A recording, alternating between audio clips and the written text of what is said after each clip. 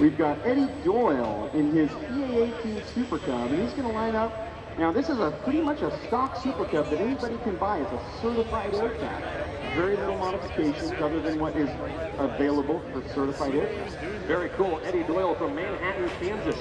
He's a fourth-year participant at the Valdez competition and won the experimental push class back in 2011. He's a fourth-time participant here at our EAA Invitational and has participated many years up at the new Holstein Invitational as well. Now, how this is basically put together is that it's scored by distance. It's scored by distance in feet, and we take both of those numbers in both takeoff and landing, combine those together, and that ends up being the total number, and the lowest person with the lowest number, I suppose, ends up being the overall winner. That's exactly right. Now, if you look over there to Airshow right, they're positioning themselves on the taxiway. We have not done that this year yet, where we've launched all 14 aircraft. Usually it's 15, and I'm up there with them. But I drew the short straw today. They wanted me to be up here in the announcer's stand. But Eddie's lining up on the line, and we've got some judges. You can see them out there in their orange vests, and they're the ones that are taking those distances. And like you said, they combine the takeoff and the landing distance, and at the end of the day, whoever has that shortest distance wins the competition. Here goes Eddie Doyle on his takeoff roll. That was an amazing takeoff. Wow. So what we're looking for is that short takeoff roll. And you can see the flying performance of that stock EAA aircraft. That's a Piper Super Cub. Now, unlike many other types of tournament competition, many of which are very highly regulated, you guys don't by chance really have a whole lot of regulations because you've got a whole variety of different types of aircraft, different performance and weight and that type of thing. So pretty much it's what you can do. I've seen so many aircraft. I was out walking around some of the aircraft earlier, and I noticed that one had a sticker on the back of it that said helium fill port. Yes, and you know, when you talk about regulations, I think you're really talking about rules. Sure. How complex the competition is. Really, it's a matter of taking off and land short, but abide by all the federal aviation regulations and keep it safe. So the gentleman that just took off in that white and red is a beautiful car. This gentleman's name is Tom Ford in this aircraft. Absolutely amazing performance. This is yet another one of our certified aircraft. Tom got a scale wheel endorsement back when he was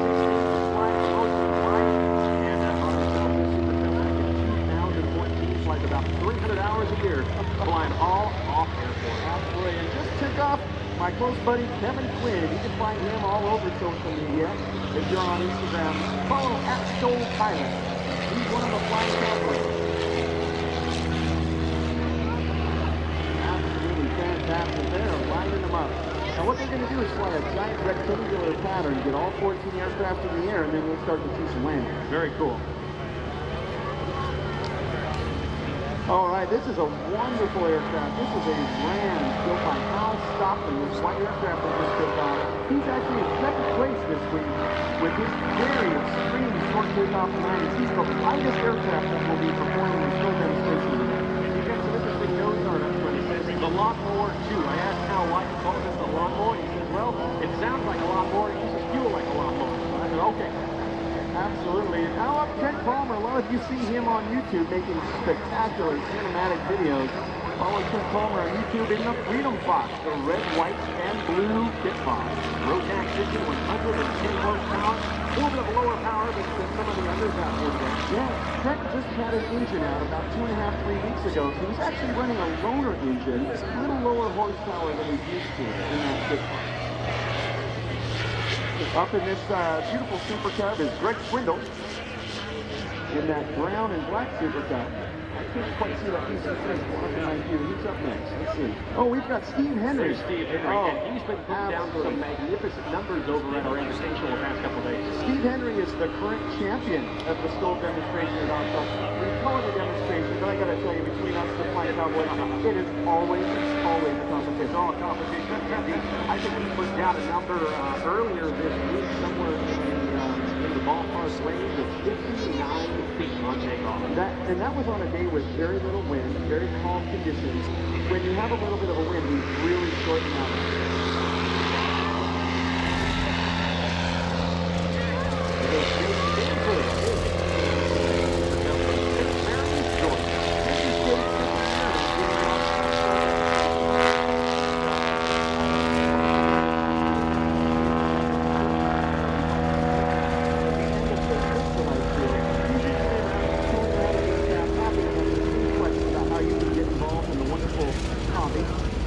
that can be fun.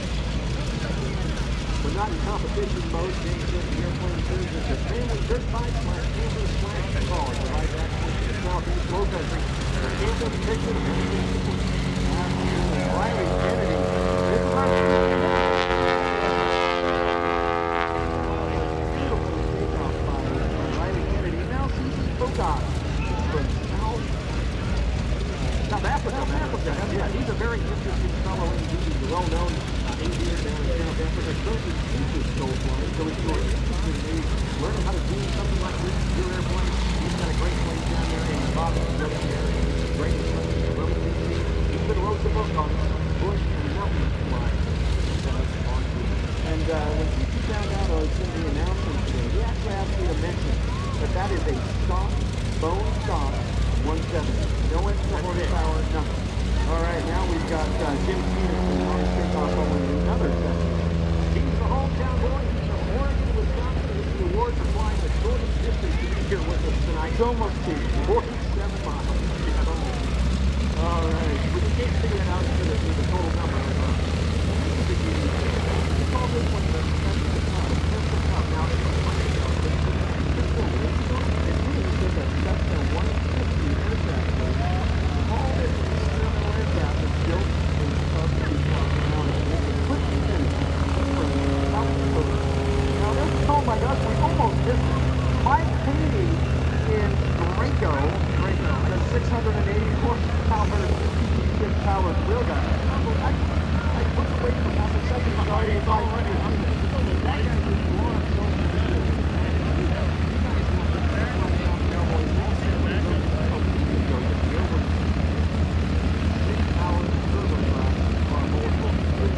it is an absolute fire-breathing monster. Now, when you look at over at Airshow, right, we've got our first competitor, Eddie Doyle, coming in for his first landing. And this is the comfortable stuff button for the STOL competition. Unforgiving for a very beautiful landing, but make it short.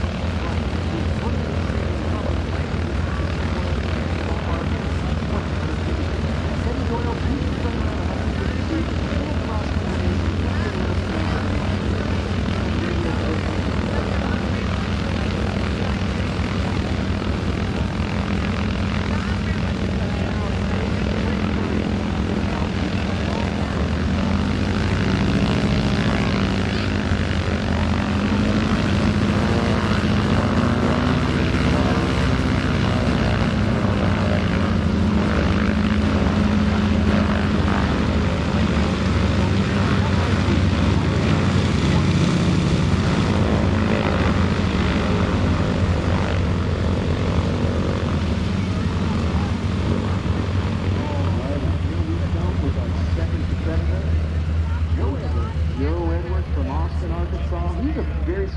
First year at Oshkosh here competing in the Oshkosh STOL Invitational. Let's wait for his numbers to come in. That is a good landing. One of the things we do in this STOL competition, you actually have to land after the line. After the line. All right, he's got his aircraft stopped. We're waiting for those numbers to come on in. All right, he's got a number of 290 feet.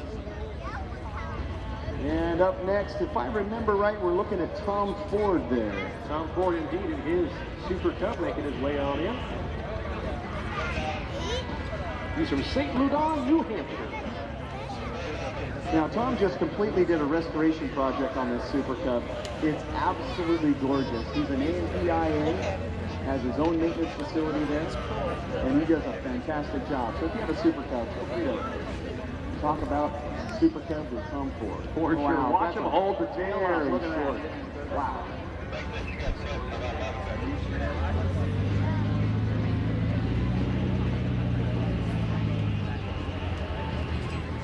Now, while these pilots come on in, they're holding it there at, an approach speed, sometimes within, say, I don't know, 30, 40, 50 miles an hour. Hold it there with the flaps, and you're right on the edge of the envelope. So a couple shots of difference with a wind gust to make a big difference. Right.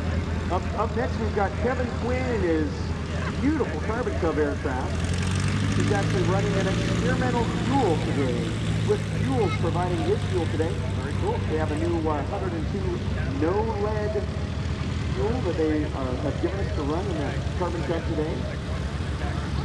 Ooh, we're waiting to hear his numbers. That looked like it was really short landing.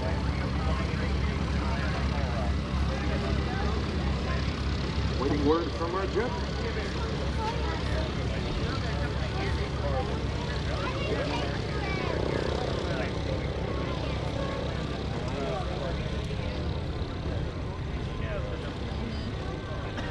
Now up at the granddaddy competition of them all up in Valdez, Alaska, typically the second weekend in May that you guys do all of this competition on solid tarmac like we have here on the main line. But with the EAA Invitational we've had in the past couple of days, we've been having the opportunity to do it on grass, and that can kind of change the numbers a little bit, maybe give it an advantage. Absolutely. When you're landing on grass, I like to land with the brakes completely locked because the grass has a lot of give. Oh, sure. You get stopped a little bit shorter.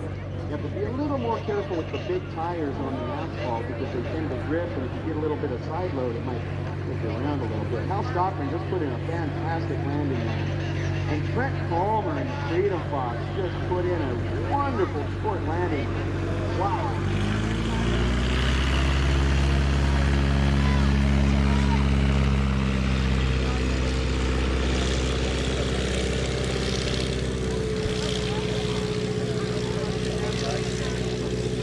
Wow, we just got 155 feet from Trent Palmer. That was a really great time, or a great distance.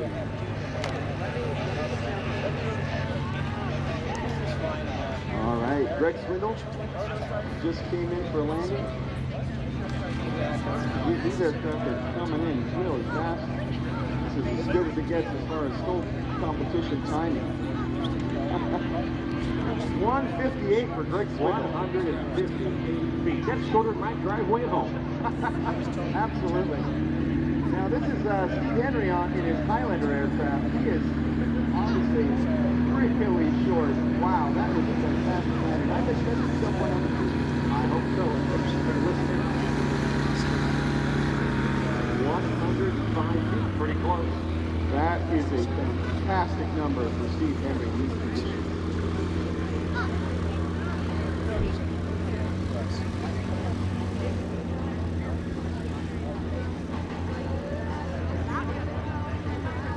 Now, it might be important to note that while Valdez is most associated with the STOL type competitions, a lot of these pilots here have actually flown the Valdez competition, most of which from the lower 48, and obviously there's some competitions here in the United States as well. Now, there's several competitions, and it's gaining a lot of popularity among pilots. One of the things that the STOL world, or backcountry flying world, does for a pilot, it teaches you to fly your aircraft in a little bit more precision manner. It teaches you the better stick and rudder skills that a lot of pilots tend to not necessarily practice all the time. All right, here's our first heavy aircraft, Riley Kennedy. You'll be able to see right off the bat the different characteristics of a heavy aircraft versus a light aircraft.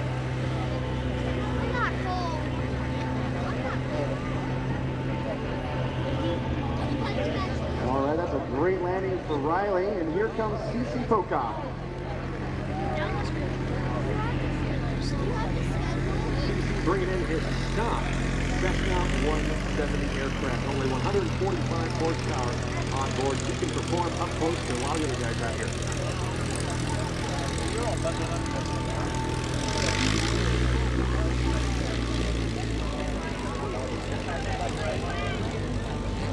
CC has over 6,000 total hours of flight time, 2,000 of which in STOL and backcountry flying. And he has even flown aerobatics in Cessna 172s down in South Africa. Very cool stuff on YouTube on that. All right, here comes Jim Stevenson and his Cessna aircraft. We're told that CC's number was about 256 feet. Yeah, Jim's a little bit shorter of that. So we'll see what his number is.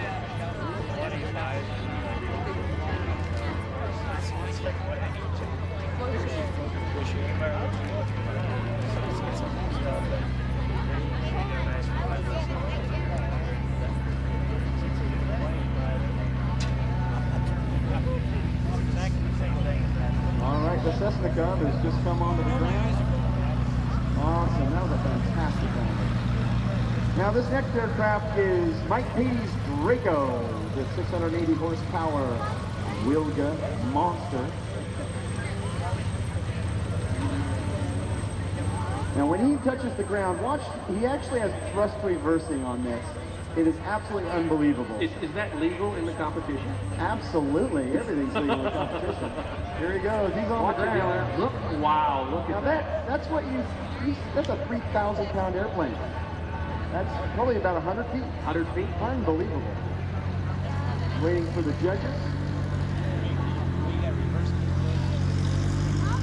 Wow, that's fantastic. Just over 200 feet.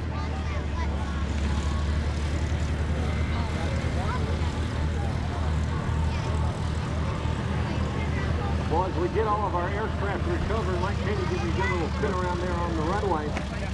We'll be moving on with the air show action here in just a couple of moments with the great lineup of entertainment. And as they recover back to the barn, ladies and gentlemen, if you want a nice round of applause for all of our demonstration pilots here this evening.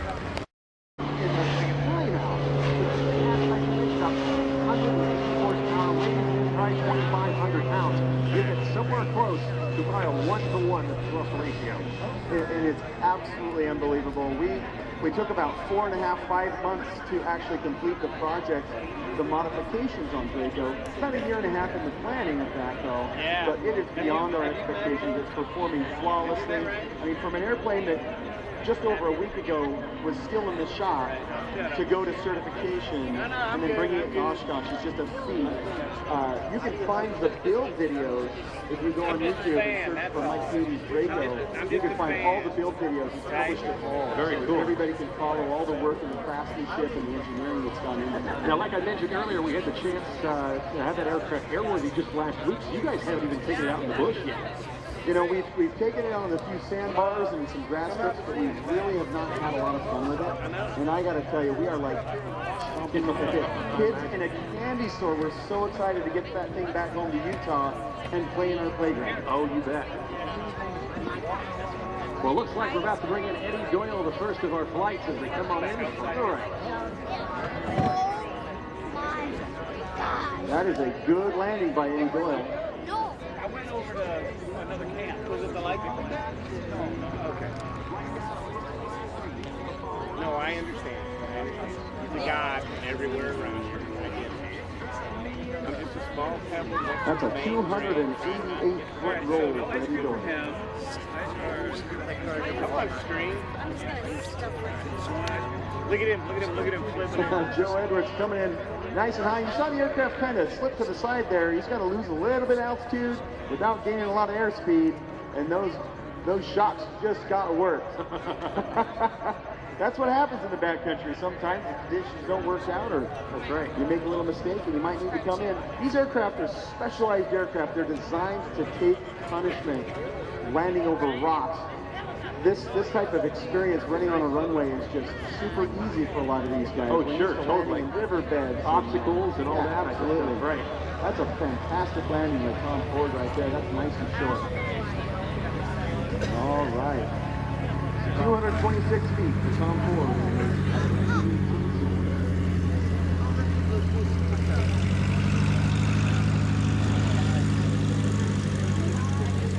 All right, Kevin Quinn running that Swift 102 octane fuel. That's a perfect landing. He is a skilled backcountry pilot. He's been doing it for a number of years. He actually is a backcountry pilot instructor in Truckee, California. Very cool. No, I get it. 267 feet in this crosswind. I think he'll take it. Here's Steve Henry. Steve Henry putting down some really small numbers. He is the guy to watch. It's going to be about half the distance as Kevin. Oh my goodness, look at that. Unbelievable landing. See if we can listen in, as they call it. Hard left. 135, 135. 135 feet. And Mike Payne and Draco, the turbine wheel guy. Putting it down. Listen to the sound of the air moving past those big fan blades. I can't imagine how menacing that is behind all the other competitors out there. Absolutely spectacular. Now, all these aircraft are going to be parked at the end of the ultralight runway. The pilots are going to be down there throughout the rest of the week. Feel free to come by and stop and say hello, talk to us, ask us about bush flying, ask us about flying in general. We love it so very much. We'd love to share it with you. Well, Corey Robin, nice speaking with you. Thanks for all the information.